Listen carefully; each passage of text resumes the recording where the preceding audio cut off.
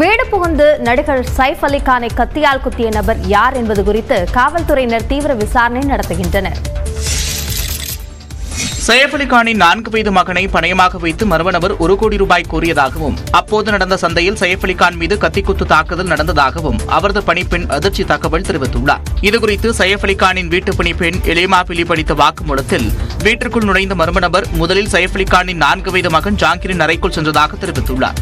ஜாங்கிரை பராமரித்து வரும் பிலிப்பை மிரட்டி 1 கோடி ரூபாய் பணம் கேட்ட மர்ம நபர் அப்போது நடந்த மோதலில் எலிமாவின் கைமணிக்கட்டு உள்ளிட்ட இடங்களில் கத்தியால் வெட்டியதாக தெரிவிக்கப்பட்டுள்ளது. மேலும் சத்தம் கேட்டு வந்த சைஃப் அலி கானையும் கத்தியை காட்டி மர்ம நபர் 1 கோடி ரூபாய் கேட்டதாகவும், அப்போது நடந்த மோதலில் சைஃப் அலி கானை 6 இடங்களில் மர்ம நபர் கத்தியால் குத்தியதாகவும் தெரிவிக்கப்பட்டுள்ளது. மோதலை தடுக்க முயன்ற மற்றொரு பணியாளரையும் கத்தியால் தாக்கிவிட்டு மர்ம நபர் தப்பி ஓடியதாக வாக்குமூலத்தில் தெரிவிக்கப்பட்டுள்ளது. மர்ம நபர் குறித்து விசாரணை நடைபெற்று வரும் நிலையில் சைஃப் அலி கான் மீது நடத்தப்பட்ட தாக்குதல் திட்டமிட்டு நடத்தப்பட்டது அல்ல என்று போலீசார் தெளிவுபடுத்தியுள்ளனர்.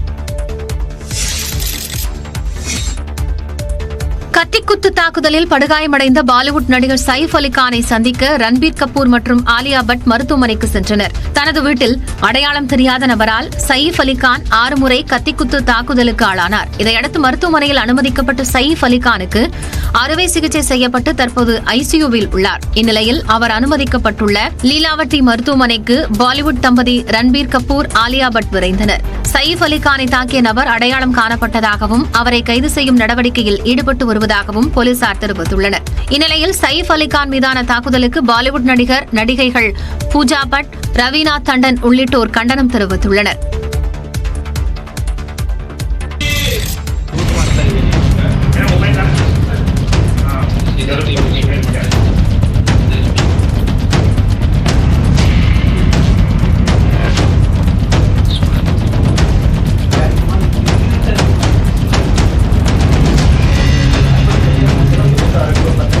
கர்நாடக மாநிலம் பீதர் நகரில் மக்கள் நடமாட்டம் மிகுந்த பகுதியில் நடந்த துணிகர கொள்ளை சம்பவம் இது.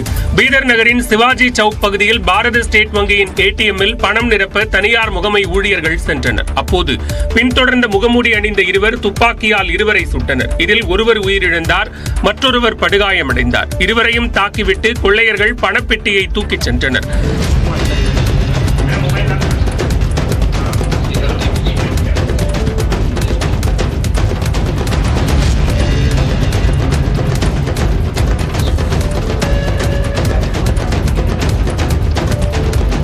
இந்த பதைபதைக்க வைக்கும் கொள்ளை சம்பவத்தை மக்கள் வேடிக்கை மட்டுமே பார்த்தனர்.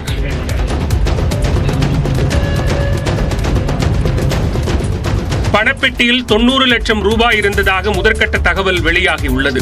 பட்டப்பகலில் துணிகர கொள்ளையை நிகழ்த்திய கொள்ளையர்களை பிடிக்கும் முயற்சியில் காவலர்கள் ஈடுபட்டுள்ளனர். வேலூர் மாவட்டம் மூஞ்சூர்பட்டு கிராமத்தில் காணும் பொங்கலை ஒட்டி காளை விடும் திருவிழா கோலாகலமாக நடைபெற்றது. இலக்கை நோக்கி சீறிப்பாய்ந்த காளைகளை பலரும் கண்டு வியந்தனர்.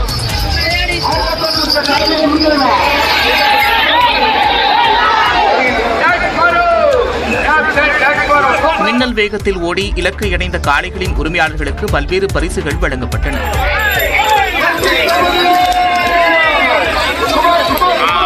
கோவை பொள்ளாச்சி வடக்கிப்பாளையம் சாலையில் நாட்டின காளை மாடுகளுக்கான ரேக்லா மாட்டு வண்டி போட்டிகள் நடைபெற்றன.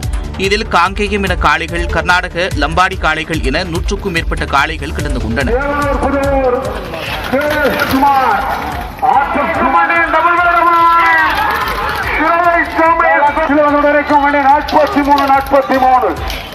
காங்கேயம் காக்கப்படுவதற்காக துவக்கி வைக்கப்பட்டது. மீண்டும் மீண்டும் ஏறக்குறைய ஒரு 15 ஆண்டுகளுக்கு முன்னாடி சுமார் 80லிருந்து 100 ஜோடி காளைகள் ஓட்டப்பட்டது. ஜல்லிக்கட்டுக்கு பின்னாடி ஒரு 150 ஜோடி ஓட்டப்பட்டது. முதல் 3 இடம் பிடித்த காளைகளின் உரிமையாளர்களுக்கு 1 லட்சம் ரூபாய், 50,000 ரூபாய் மற்றும் 30,000 ரூபாய் பரிசாக வழங்கப்பட்டது.